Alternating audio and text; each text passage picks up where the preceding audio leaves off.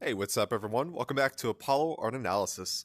In this episode, we're going to be taking a look at a piece by the AI Generative artist and art gallery known as Artistic Behavior. In this episode, we're going to be talking a little bit about near-symmetrical harmony. We're going to talk a little bit about AI Generative art, and then we're also going to talk about the origins of the sacred samurai. So let's jump right into it.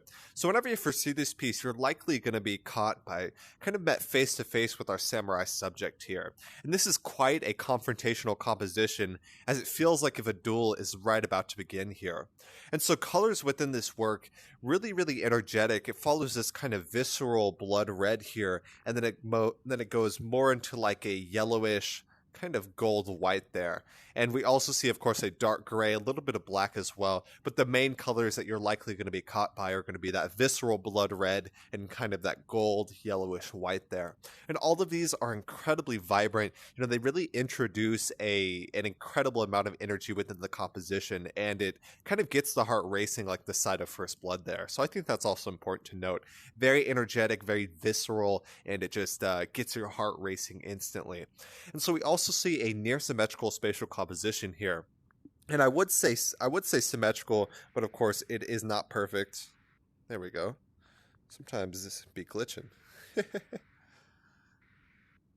So we see it split across the center axis there, and that center axiom really mirrors it, of course, on either side there. And so the result is a really harmonious visual experience, of course, a feeling of balance, a feeling of order for that final visual experience for the viewer there. And I say, I say near symmetrical because it isn't perfect. Of course, you have a little bit of variation here, a little bit of variation there. Not a lot, but definitely overall, the placement is pretty much perfectly symmetrical. And so we see about 3 sections within the work at hand here. See, I do not have a black pen. Tragic. What can I do it with? Let's say blue here. So we see 3 main sections, and I would mark that right about where that red stops. And then the next one I would say about right here, maybe even a little bit higher. And so with that in mind, it creates a really interesting pace of the piece at hand. And what I mean by that is, you start with this, it does feel kind of like an island, and then you move up into that middle section, and then you kind of have that gray, yellow, goldish island there as well. And so that it introduces a pretty unique pace of the piece, and of course, the one that unifies this is the subject set in center here. And so we're looking at a samurai. Samurai are probably one of the most widely recognized depictions of a warrior in the modern day. And the samurai actually originated as the Amishi horseback warriors before being conquered and then assimilated into Japan. And so the result, a few generations later, they were extremely revered for their, I guess, what would you say, their skill as warriors, their craft, but they were kind of hired by the daimyo, or the lords, essentially feudal lords, who wanted to protect their families and would essentially hire kind of gangs of them or entire armies of them to protect the family, to protect the greater region, and of course their kind of individual state or their feudal state. And so the result, of course, samurai are incredibly popular nowadays. During the shogunate period, we saw, of course, a lot of shogunates.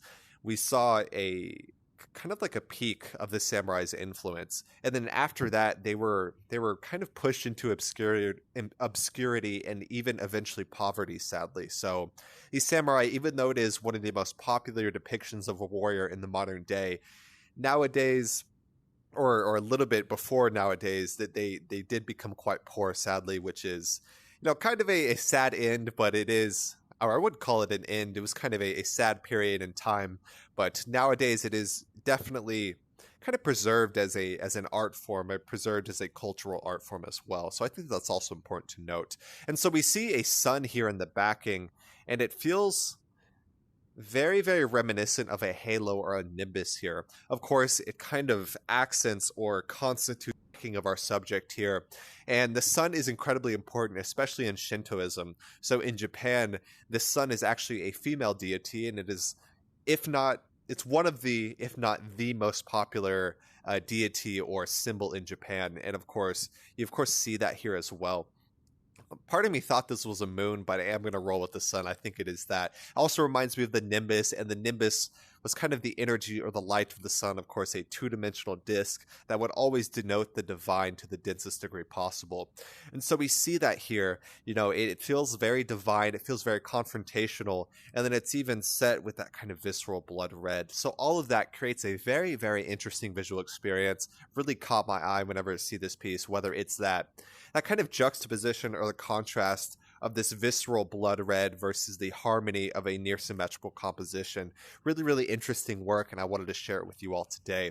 So I believe this piece was created in Midjourney. Not 100% sure, but I do believe it was Midjourney, and this work is just absolutely stunning. I love AI generative art. We're actually approaching 30 pieces on our AI generative art gallery, which is within about a month and a half we were able to reach that, so that's quite remarkable. So the artist, like I said, it is artistic behavior. And originally I thought this was an art gallery, but it is an individual artist who really has a passion for AI generative art. So if you guys enjoy this piece, go check out Artistic Behavior's other works, doing a bunch of good stuff down there. And I hope you guys enjoyed today's piece. Hope you guys learned something. We talked about near symmetrical harmony. We talked a little bit about AI generative art. And then we also talked about the origins of our sacred samurai. Hope you guys enjoyed. Hope you guys learned something. My name is Apollo. This was Apollo Art Analysis, and I'll see you guys on the next episode. We hope you enjoyed today's episode. If you'd like to support our work directly, please check out our Apollo community tokens. Apollo Art Exchange is an ecosystem of art appreciation which elevates artists each and every day. Thanks for listening.